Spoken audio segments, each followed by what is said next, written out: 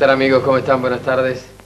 Estamos recibiendo a un español de nombre extraño hoy aquí en voz alta. Madana es precisamente su identidad. Es un nombre que tiene que ver con un mundo que no siempre comprendemos los occidentales, pero del cual tenemos, casi todos creo, por lo menos vagas referencias. El yoga. El yoga va a ser el centro de este diálogo con este español, Madana, que nos va a explicar incluso qué es lo que está haciendo aquí en nuestro país. Bienvenido, bienvenido a nuestro país, bienvenido al canal, bienvenido al programa. Muchas gracias, realmente es para mí una gran satisfacción el encontrarme en un país tan generoso y tan hospitalario como es el de ustedes. Y la razón de mi presencia en Uruguay viene a ser el impartir una serie de cursillos y de conferencias acerca de la ciencia milenaria del yoga, que yo creo que el ser humano en la actualidad, el ser denominado civilizado, entre comillas, tanta necesidad tiene realmente de poner en práctica estos principios que van a repercutir, o de hecho así lo hacen, repercuten muy directamente sobre el aspecto físico, sobre el aspecto mental y naturalmente también sobre el aspecto espiritual del individuo. Sabes que las historias personales ilustran muchas veces hechos más globales, más universales. De repente el yoga queda ilustrado hoy a través de una breve historia personal que podamos hacer ahora en unos pocos minutos contigo. ¿Cuál es tu verdadero nombre?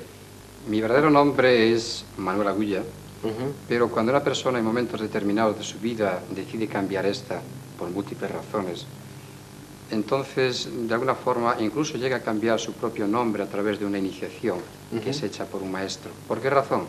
Bueno, porque una persona decide cambiar su estilo de vida, sus actitudes, su forma de pensar, su filosofía, y entonces comienza a asociar una nueva forma de vida que le va llevando hacia un estado de conocimiento, digamos, superior, que es lo que en realidad todo ser humano pretende, ¿verdad? Claro. ¿Tú eres nacido en qué lugar de España? Yo soy nacido en una ciudad realmente hermosa y pienso que muchos paisanos míos están radicados aquí en Uruguay, que es Vigo, en Galicia. Y bueno, aprovecho también estos momentos para enviar un cariñoso saludo a todos los españoles que están viviendo en este país. ¿Y qué hacías antes de ser Madana? Bueno, yo me dedicaba en principio a la enseñanza y luego me dediqué a viajar por múltiples países tratando de recoger un poco la historia y el conocimiento de estos. Pero en un momento determinado de mi vida yo me di cuenta que la vida debe tener un sentido distinto, ¿verdad? Y cuando el ser humano comienza a hacerse una serie de preguntas, pero bueno, ¿qué es la vida? ¿Por qué yo he nacido? ¿Para qué sirve la existencia? ¿Qué es la muerte? ¿Qué es la enfermedad? ¿Por qué existe? Entonces, cuando uno comienza a elucubrar de esta forma, trata de buscar respuestas. Y es en ese momento cuando la mente comienza a vibrar en una frecuencia determinada, ¿verdad? Y la mente es una especie de poste emisor-receptor. Y le va poniendo a uno, le va situando a uno en contacto con otras mentes, que son las mentes de los maestros, que realmente pueden aportar respuestas a estas preguntas que en momentos determinados uno se hace. Madana, ¿cuál es tu estado civil? Mi estado civil es soltero y sin compromiso. ¿Qué eres? ¿Sacerdote? ¿Instructor? ¿Guía? ¿Líder? ¿Cómo deberíamos calificarte? Bueno, ¿cómo deberíamos ubicarte? Yo realmente soy un ser humano que trata de ser un estudiante de la vida y que trata de aprender constantemente. Yo pienso que este planeta Tierra en el que todos estamos viviendo, realmente lo estamos convirtiendo los seres humanos en un gran hospital y también por otro lado un gran campo de batalla. Pero yo pretendo de alguna forma que para mí personalmente sea una escuela donde yo he venido a aprender, donde he venido a evolucionar, donde he venido a experimentar. Y pienso que a través de las experiencias que todos los seres humanos obtenemos y logramos, nos van proyectando hacia un estado distinto, que ese estado de dicha, de felicidad, que en definitiva es lo que todos buscamos, no se encuentra en ningún lugar fuera, en el exterior, sino lo más profundo de nuestro ser. ¿Cuánto tiempo hace que te llamas Madana? Pues 12 o 13 años aproximadamente. ¿Por qué elegiste ese nombre o te lo pusieron? Normalmente estos nombres son elegidos por el maestro que te inicia, con lo cual, bueno, da lugar a que exista una sintonía entre ambos, entre el discípulo y el maestro. ¿Es un nombre típico en algún lugar de Oriente, por ejemplo? Es un nombre de naturaleza espiritual, que de alguna forma tiene sus raíces en el yoga y en la India, y evidentemente hay múltiples nombres, de acuerdo un poco con las características individuales. ¿Quiere decir algo? Sí, es un nombre que corresponde a una deidad que se llama Krishna y viene a significar algo así como aquel que atrae la mente de sus devotos, porque Krishna, lo mismo que Jesús, lo mismo que Sivananda, lo mismo incluso que Gandhi o grandes maestros, lo que hacen de alguna forma es atraer las mentes de sus seguidores o de aquellas personas que buscan realmente la verdad con letras mayúsculas y les pone en contacto con ellos y automáticamente, bueno, va surgiendo una relación en cuya relación también está implícito, por ejemplo, a veces, no siempre, un cambio de nombre. El yoga es el tema esta tarde aquí en Voz Alta con la presencia de Madana, quien ha estado no solamente con nosotros en esta invitación, sino que ha estado también por el mundo transitando por diversas zonas, conociendo gente muy importante. Ustedes lo están viendo en estos momentos seguramente con la Madre Teresa de Calcuta. De esas experiencias, de otras experiencias, de lo que es el yoga, de lo que sabemos y de lo que ignoramos del yoga, hablamos en un instante aquí en el 5. Atención, damas. En fábrica De yoga que está en nuestro país y que nos estaba contando una serie de cosas relacionadas a su vida personal, pero también al yoga en particular. ¿Todo el día tenemos que estar haciendo esto, Madana? ¿Que las cámaras se están registrando? No necesariamente, pero sería ideal, porque sería una forma de concentrar la mente en cosas positivas y que ayudarían al ser humano realmente a cambiar sus miras con respecto a la vida. Pero por supuesto que no. Esta es una parte muy importante en el yoga, pero realmente en sí mismo no es yoga. Se llaman asanas o posturas. Son una serie de ejercicios que ayudan a equilibrar todos los sistemas de nuestro cuerpo y ayudan a sí mismo a aquietar la propia mente. Habitualmente un practicante serio del yoga pues puede dedicarle a la práctica de asanas aproximadamente unas 2 horas.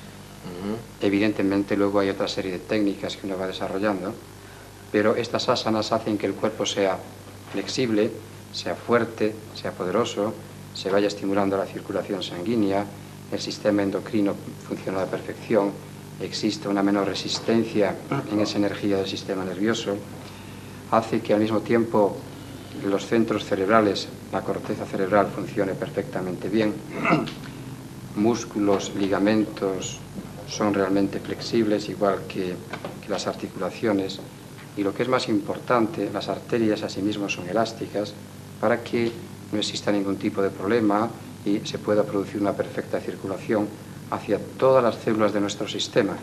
Realmente, este cuerpo físico, que es el vehículo que todos disponemos, está compuesto por trillones y trillones de células individuales y cada una de ellas debe ser regada convenientemente, ¿verdad? Una perfecta circulación sanguínea y está bien oxigenada. Pues estas posturas lo que hacen es que se produzca ese estado de energía y de vibración en cada una de nuestras células para que éstas se rejuvenezcan, y es un proceso también, un procedimiento o una terapia que se denomina yogoterapia, es decir, las técnicas del yoga aplicadas como terapia preventiva y curativa por otro lado. ¿Cuántos tipos de movimientos pueden realizarse? ¿Los llaman contabilizados?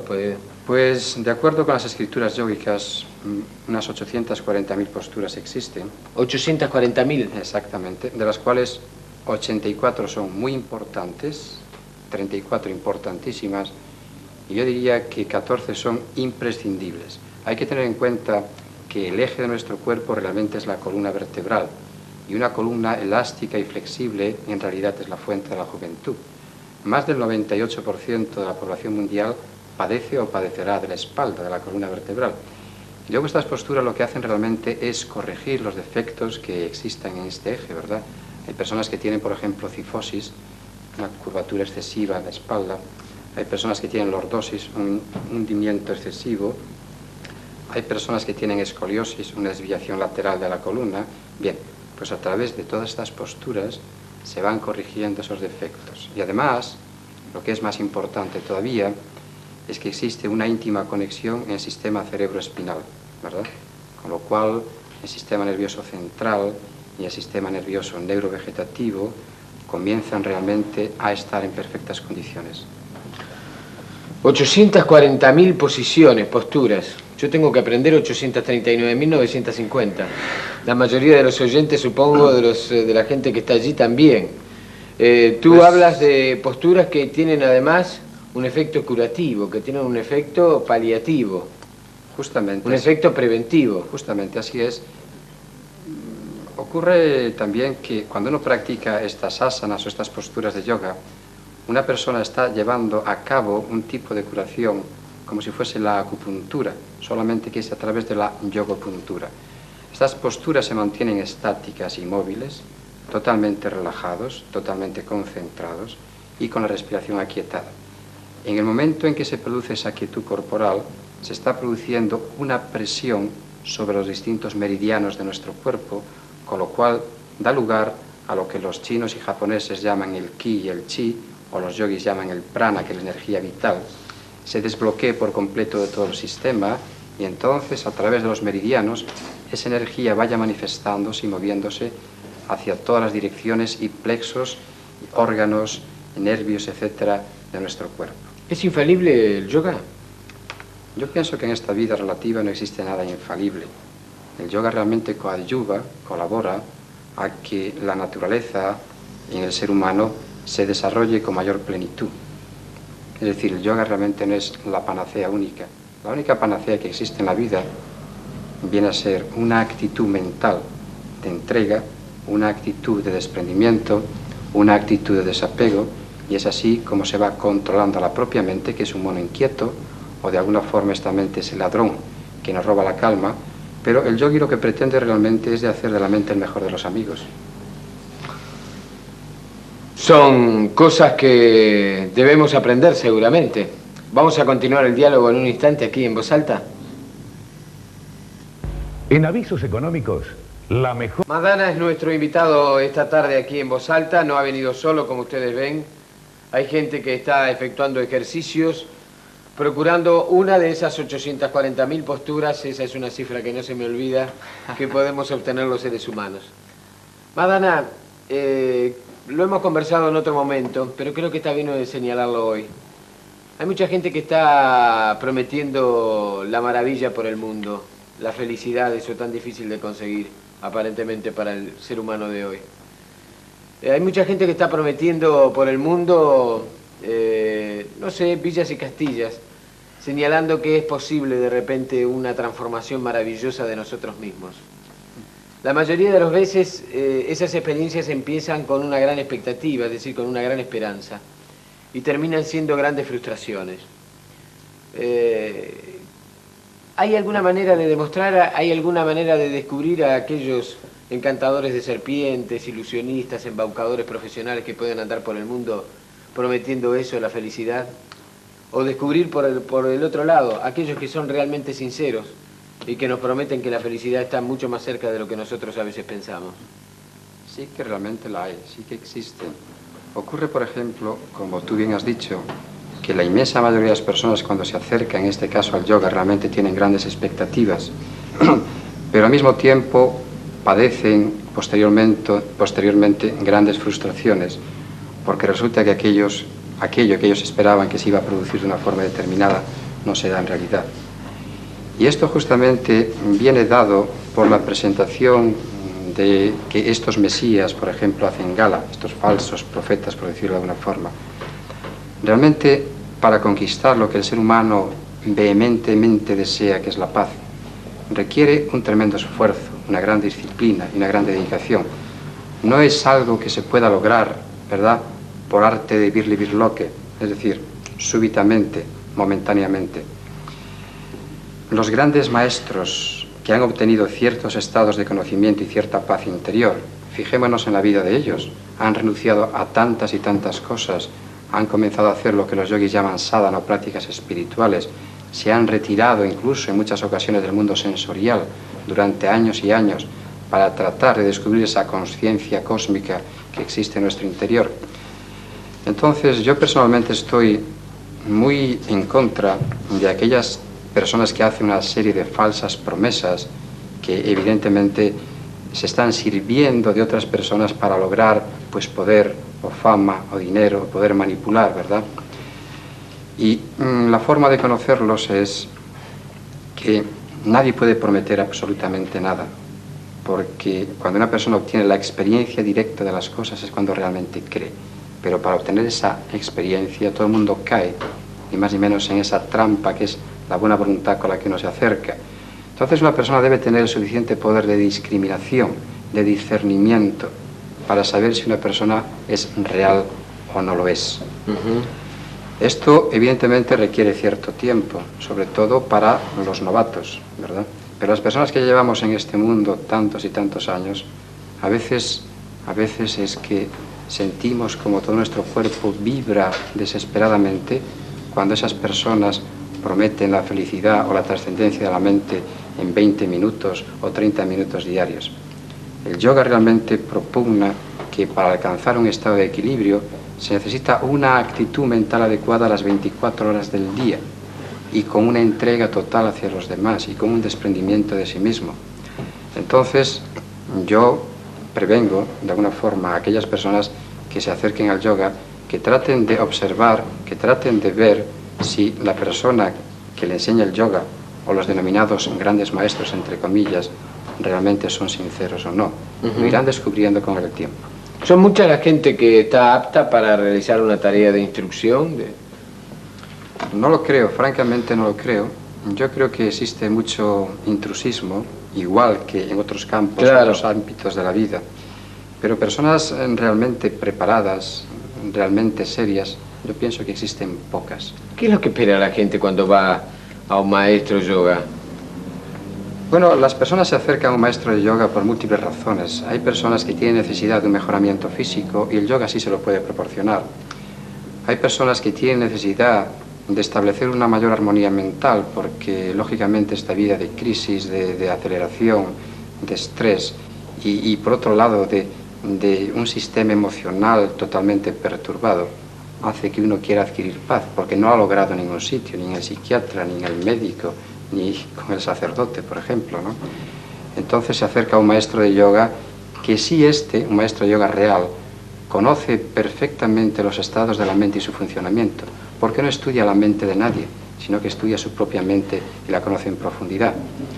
Es como si una persona, por ejemplo, quiere estudiar de qué está compuesta el agua, no tiene necesidad de analizar todo el océano, sino que toma una gotita del agua, la analiza y ya sabe de qué está compuesto el resto del océano.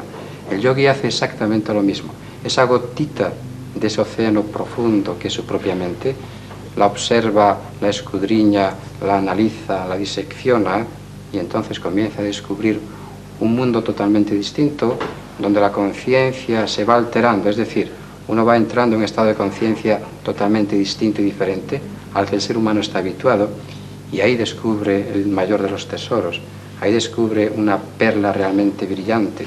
Ahí descubre que uno realmente es el ser, que es la conciencia cósmica. Porque la mente en realidad no es sino el espejo donde se refleja la inteligencia. La mente por sí misma no es inteligente, es igual que la luna. La luna no tiene luz propia, es un reflejo de la luz del sol.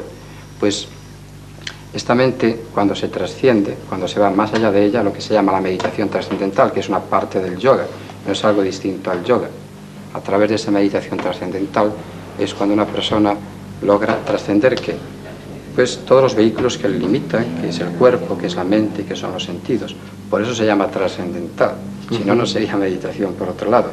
Y justamente la meditación trascendental entronca o está engarzada con la palabra yoga, porque la palabra yoga significa unión, unión entre el ser individual y el ser cósmico, unión entre lo finito y lo infinito. De alguna forma, para que nos entendamos, Jesús mismo decía, mi Padre y yo somos uno, yo estoy en Él, Él está en mí, yo soy Él. Se refería no a su cuerpo, a su mente, sino a su yo real, a su esencia, esa esencia que está en el interior de cada hombre y que por otro lado, esta felicidad o este conocimiento, este estado de conciencia alterado o suprema o superior, no es patrimonio de unos pocos, sino es el derecho de nacimiento de absolutamente todos nosotros. ¿Hay que creer en Dios para hacer yoga? En absoluto. El yoga se acerca a un ateo, un agnóstico, un creyente, un budista, un cristiano. El yoga es lo más universal que existe realmente. Si alguien quisiera poner a prueba sus palabras, ¿qué debería hacer? Pues evidentemente, ¿cómo puede una persona hablar de lo que es dulce si nunca la ha probado? Es decir, si una persona no ha probado la miel, ni el azúcar, ni cualquier otro elemento que sea dulce, nunca podrá experimentarlo hasta que tenga justamente la experiencia directa. Entonces, en el momento en que uno prueba la miel, ahora sí sé lo que es dulce, o sí sé lo que es lo dulce, o el dulce de leche, que tanto abunda en Uruguay. Sí. Pues para ello, evidentemente, se necesita de una práctica determinada.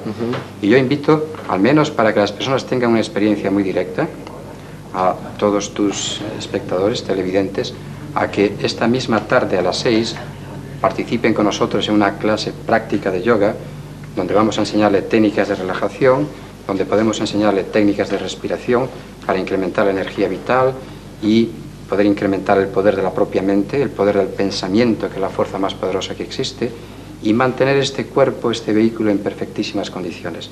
A las 6 de la tarde, en la Asociación de Yoga Sivananda, en Acevedo Díaz 1523, muy gustosamente le vamos a recibir y podrán participar con nosotros. ¿Cuánto tiempo va a durar la sesión? ¿Cuánto tiempo tenemos que hacer yoga por día? Yo he dicho con anterioridad que el yoga es una actitud realmente ante la vida, ¿verdad? ¿Ah, sí? Sí. ¿Podemos hacer yoga caminando por la calle, por ejemplo? Sí, sí, sí, porque es una actitud sobre todo de naturaleza positiva. Sí. Eso es el yoga. Sí. Por otro lado, hay que considerar que existen distintos tipos de yoga, no solamente uno, porque de la misma forma que un mismo traje no sirve a personas que tienen una complexión distinta, así hay personas que son muy emocionales, hay personas que son muy filosóficas e intelectuales, hay personas que quieren desarrollar su propio cuerpo. Pues para eso el yoga ofrece Hatha Yoga, que es el yoga, por decirlo de alguna forma, más físico, Raya Yoga para controlar la mente, Jnana Yoga para discernir, para pensar, para analizar, que es el yoga filosófico, el Karma Yoga, el yoga de la Madre Teresa de Calcuta, por ejemplo, que se entrega con un espíritu de servicio inigualable.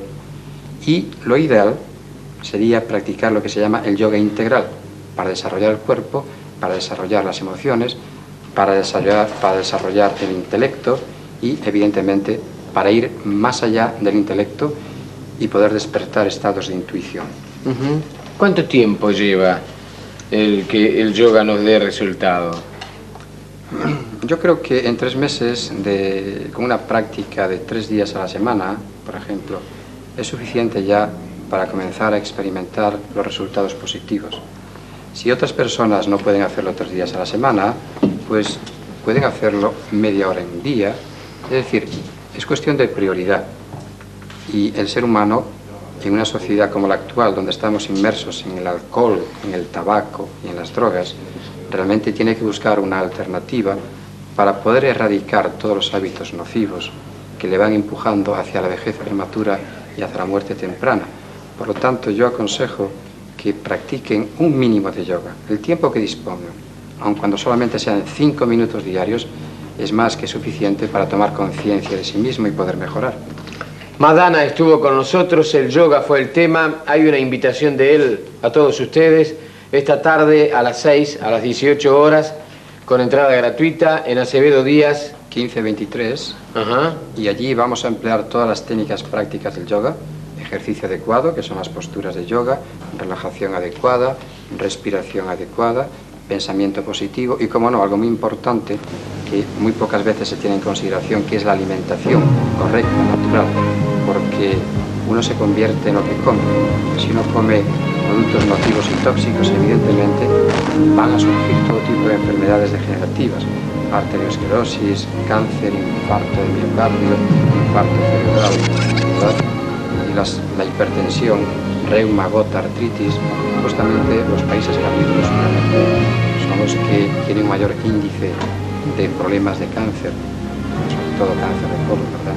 Hay que comer más fibra, es decir, elementos que contengan cereales integrales, vegetales, legumbres, hortalizas, frutas y frutos secos. Y yo, abogaría por una dieta mucho más natural para que exista un perfecto estado de salud en el ser humano, que es el más preciado de los tesoros. Madana, se nos terminó el tiempo. Gracias por estar con nosotros. Muchas gracias a vosotros por vuestra atención. Señores, esta noche o esta tardecita pueden encontrarse con Madana allí donde él les dijo. Mañana con nosotros a las 13:30 en una nueva emisión de En Voz Alta aquí en Canal 5. Gracias por acompañarnos.